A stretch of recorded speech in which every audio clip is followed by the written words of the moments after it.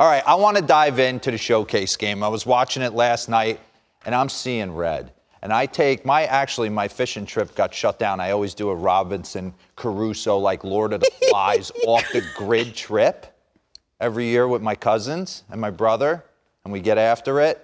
It's been stymied by COVID this year. So I decided in my brain last night around midnight that I was going to take a trip to the saltiest sea in the world. I'm going to take a trip to the Red Sea. So we're going to dive, grab your pole spear, and we're going to dive in a little bit because Nicholas Castellanos, I don't think people realize he's one of the best hitters in the game since he put a Cubs uniform on, and nothing has stopped him Cincinnati. All right, pause this right here. I love going back and looking at guys when they first broke into the league. 2013, he got a cup of coffee, got his feet wet in the big leagues, and then showed up in 2014. And the thing for me is, when you come up to a team like this, it was star-laden. Miguel Cabrera, Victor Martinez. There's a lot of guys you're taking BP with that you're trying to be a sponge for.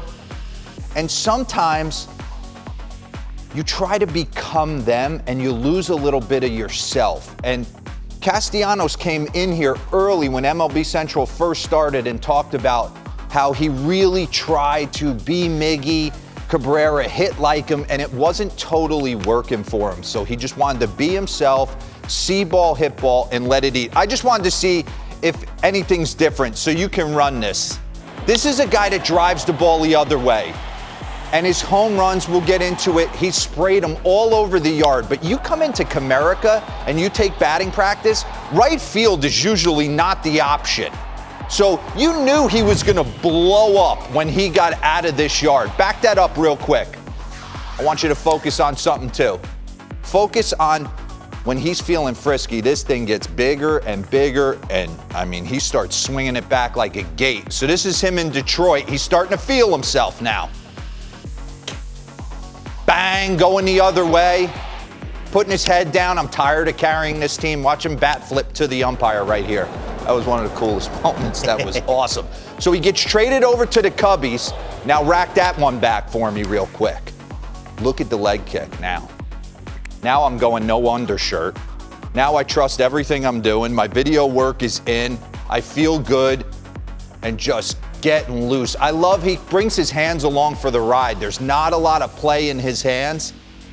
He's trusting that he's in the slot, getting a bat on plane, and he was unbelievable for the Cubbies.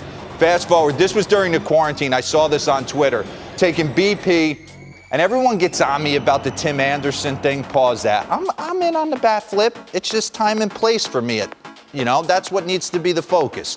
So he took Trevor Bauer deep and just absolutely bat flipped on him. It was cool. And now we'll dive in to him this season with the Reds. And we're going to come out and show a board because he has been, I don't want to say a slow burn because he's always had production, but this is like every 2 years he's just taken a step further, signing that 4-year 64 with the Cincinnati Reds.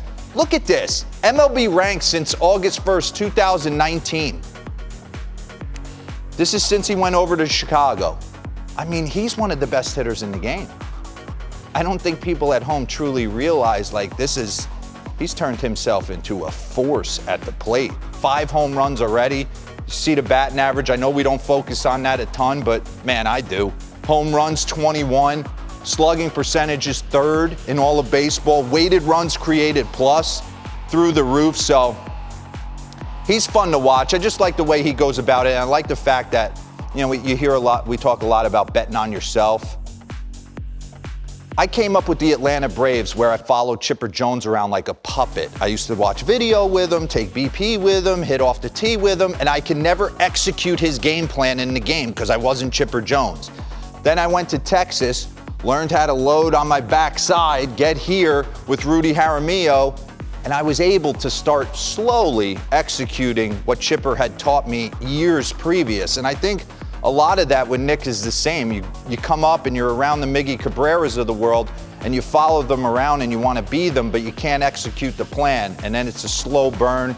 You start to find yourself, and he's been dominant. So I just wanted to give him some run because I don't think people realize that he's one of the best hitters in the sport since the trade to Chicago. All right, let's go in. Next.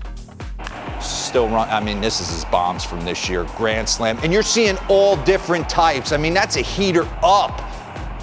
That's chest high, and he's getting on top of it. That's middle cut, 3-2, trying to sneak cheese. Zach Plesac past the rat. We're going to get into Zach Plesac again.